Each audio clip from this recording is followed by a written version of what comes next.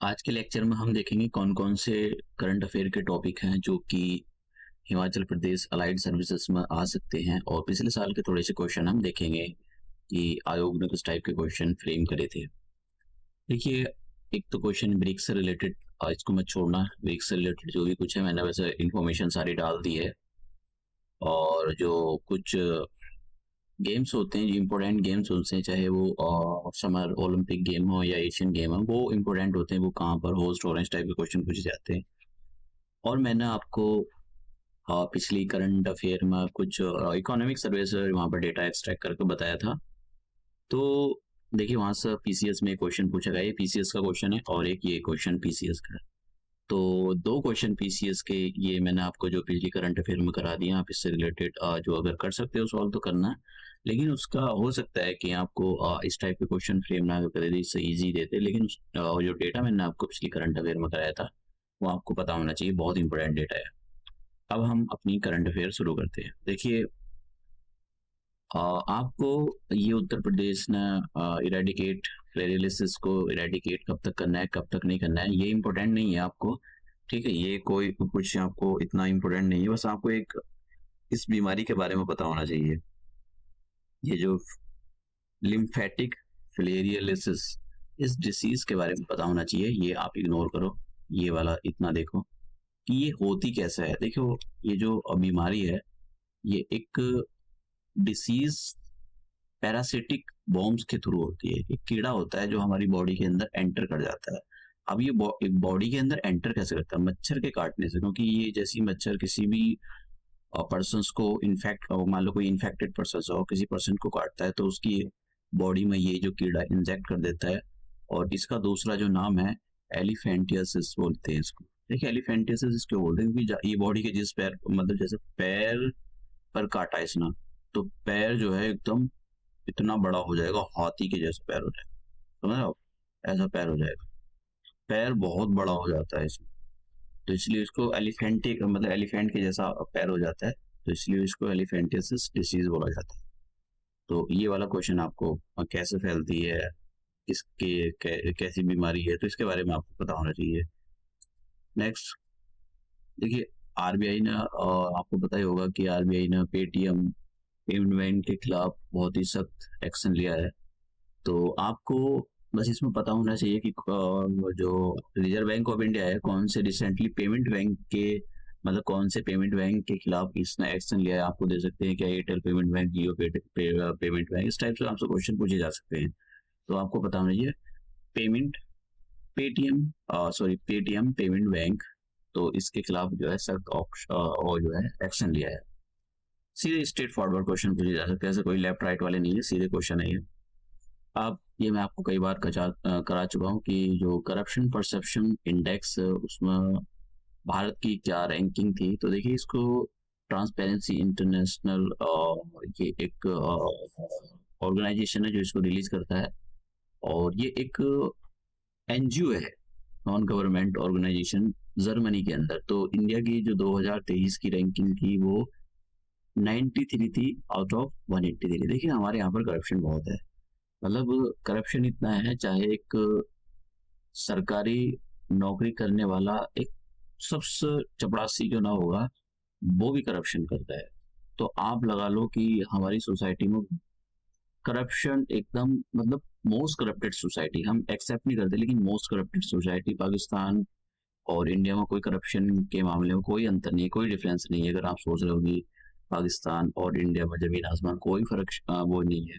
देखो, सबसे सबसे ज्यादा अगर मान लो 1,000 करोड़ रुपए किसी प्रोजेक्ट के लिए सैंक्शन हुए, ठीक है, 1,000 करोड़, तो उसमें से आप लगाओ कि जो 50% होता है वो पॉलिटिशियन का होता है, फिर जो 50% बचा है रिमेनिंग, तो इसमें से आप लगाओ ये बटेगा किसके, पहले तो आईपीएस आईएएस ऑफिसर खाते हैं, ठीक है, मान लो इसका जो है 20% ही जो और लगेगा, बाकी ये 30% नीचे पहुंचता है। 30% उस प्रोजेक्ट के लिए सैंक्शन मतलब लगा है। तो 100 करोड़ का 30% लगाओ जो एक्चुअली मटेरियल उसमें प्रोजेक्ट में लगाया, बाकी तो ये लोग 50% पॉलिटिशियन खा जाते हैं, कैसे न कैसे करके खाएंगे वो। 20% जो बचा, वो 50% जो बचा उसका 20% के अबाउट तो ये आईएएस ऑफिसर आईपीएस ऑफिसर जो बड़े औहदों के group B group, C group, D group वाले लोग खाते हैं, ठीक है, और जो प्राइवेट वाले होते हैं वो सब खाते हैं। तो मतलब आप लगाओ किसी भी प्रोजेक्ट का 70% तो या 75% तो पार्ट करप्शन करके ही मतलब खत्म कर देते हैं। बाकी वो जो भी जिसको बनाएगा प्रोजेक्ट को वो 30% का अपना मार्जिन भी रखता है, और वो भी अब लगाओ मटेरियल क्या ही लगाएगा वो। तो हमारे यहाँ पर करप्शन बहुत ज्यादा है। मतलब सरकार अपने डॉक्यूमेंट में दिखा दे या कोई पॉलिटिकल पार्टी बोलने लगे या उसके कोई बाजे या वो बनाने लगे, ढोल बजाने लगे कि करप्शन खत्म हो गया है, ये तो भूल, तो आप भूल ही जाओ कि ऐसा कुछ है। ऐसा कुछ भी नहीं है, करप्शन बहुत पीक पर हमारे यहाँ पर। सरकारी नौकरी मतलब देखिए, जैसे अलाइड सर्विसेज ले लो, कितनी जॉब मिलती होगी, सी ग्रुप की जॉब हो कितना पैसा मिलता होगा, हार्ड बहुत ही कम पैसा, मतलब इतना नहीं मिलता है, लेकिन हाँ इतना भी मिल जाता है।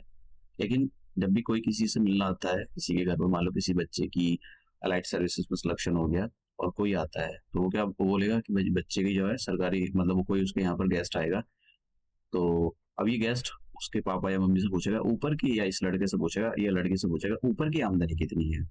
आप समझ लो, मान लो कि सैलरी ले लो भाई, चलो ठीक है 50 से 60 हजार रुपए मिल रही है, फिर ये पूछेगा ऊपर की आमदनी कितनी है, तो ऊपर की आमदनी का मतलब समझ रहे हो ना, वो करप्शन की बात हो रही है।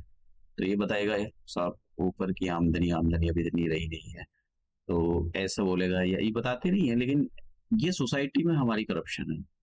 करप्शन सोसाइटी से जो है खून में आ गया है। करप्शन खत्म करना इंडिया के अंदर, ये तो मुंगेरी लाल के हसीन सपने हैं, तो वो तो खत्म नहीं हो सकता है इस सेंचुरी में तो नहीं।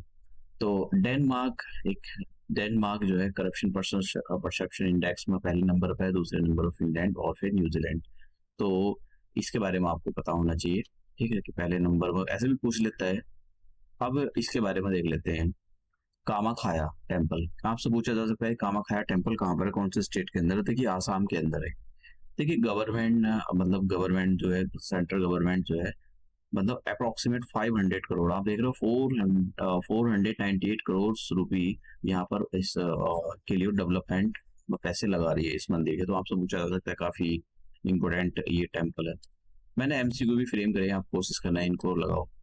अब देखिए, ये रशियन कॉस्मोनॉट, ये कॉस्मोनट थे, तो मतलब एस्ट्रोनॉट थे, तो इन्होंने एक अपना रिकॉर्ड तोड़ा है सबसे पहला। तो आपको बस इस ये याद रखना, अगर रहे तो ठीक है, अदरवाइज स्किप कर देना, कि कौन से देश के जो एस्ट्रोनॉट थे जिन्होंने अभी सबसे ज्यादा टाइम स्पेस में गुजारा है। तो कंट्री के नाम दे सकते हैं आपको, यूएसए, इंडिया, दुनिया भर के ऐसे नाम दे सकते हैं, और एक रशिया भी होगा, तो उसके बारे में आपको पता होना चाहिए। ज्यादा करने की जरूरत नहीं है कि बहुत मैंने यहाँ लिख डाला तो भाई आपको वो ऐसा कुछ करने की जरूरत नहीं है, आपको बस सिंपल से करके चले जाना। देखो ये फैक्चुअल चीजें होती हैं, बहुत मुश्किल हो जाता है, अब ये करने की जरूरत नहीं, आप छोड़ भी सकते हो या नहीं छोड़ सकते हो। जैसे बस इसमें ये है कि ट्रैफिक के जो ट्रैफिकिंग इंडेक्स रैंकिंग 2023 में, भैया लंदन की सड़कें बहुत ज्यादा ट्रैफिक में रहती है। ऐसा नहीं है कि दिल्ली जैसे शहरों में या फिर शिमला जैसे शहरों में आग लगी रहती है कि यहाँ पर भाई है 2 घंटे तक हम खड़े रह गए, ऐसा नहीं है, दूसरे शहर भी बहुत बुरी हालत हो।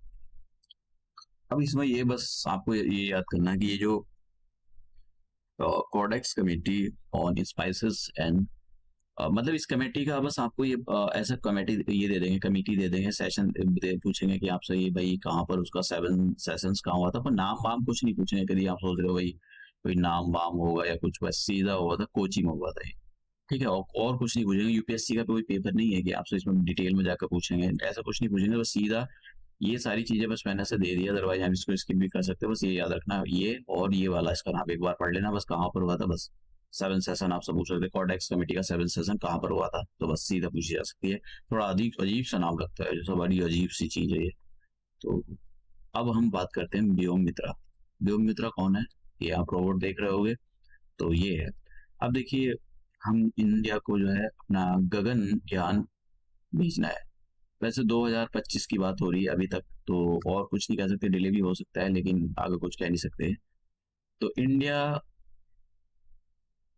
स्पेस के अंदर, गगनयान का मतलब ये है कि इंडिया स्पेस के अंदर अपने जो है कुछ इंडियंस को स्पेस में भेजना चाहता है। वो कुछ टाइम स्पेस के अंदर गुजारेंगे, वहां पर रिसर्च करेंगे और फिर वापसी आ जाएंगे। तो इसमें एक तो टेक्नोलॉजी को डेमोस्ट्रेट करना है कि भाई इंडिया के पास जो टेक्नोलॉजी है वो इतनी ऐसी टेक्नोलॉजी कि इंडिया भी स्पेस में ह्यूमन को भेज सकता है।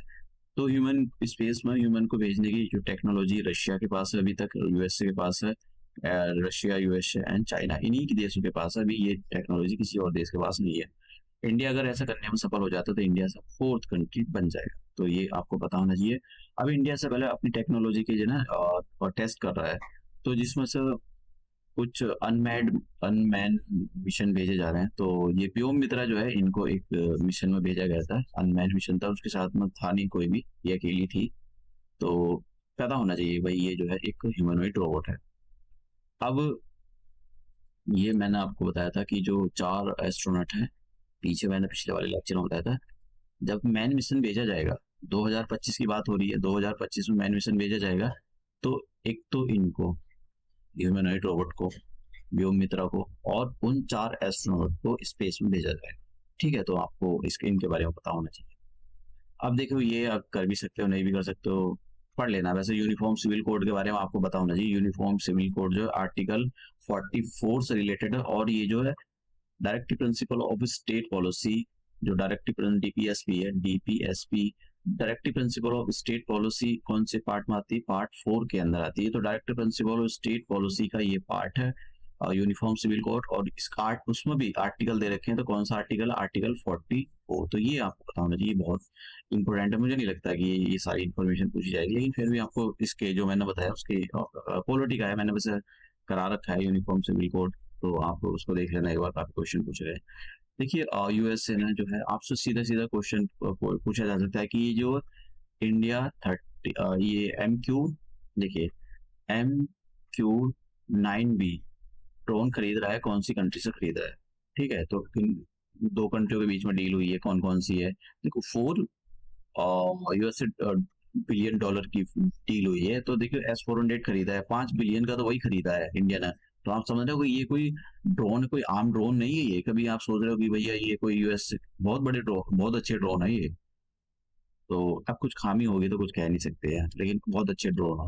अब इसके बारे में याद रखना। देखो आप ना ये एक्सीलेटर के बारे में तो जिन लोगों का जो पार्टिकल फिजिक्स होती है उसमें बहुत ज्यादा इंटरेस्ट होता है, तो उन्होंने इसके बारे में जरूर पढ़ा होगा कि ये जो लार्ज हैड्रॉन कोलाइडर, ये क्या है? देखिए ये जो है, यहाँ पर देखो इस डायग्राम के अंदर, तो ये है हमारे पास लार्ज हैड्रॉन कोलाइडर।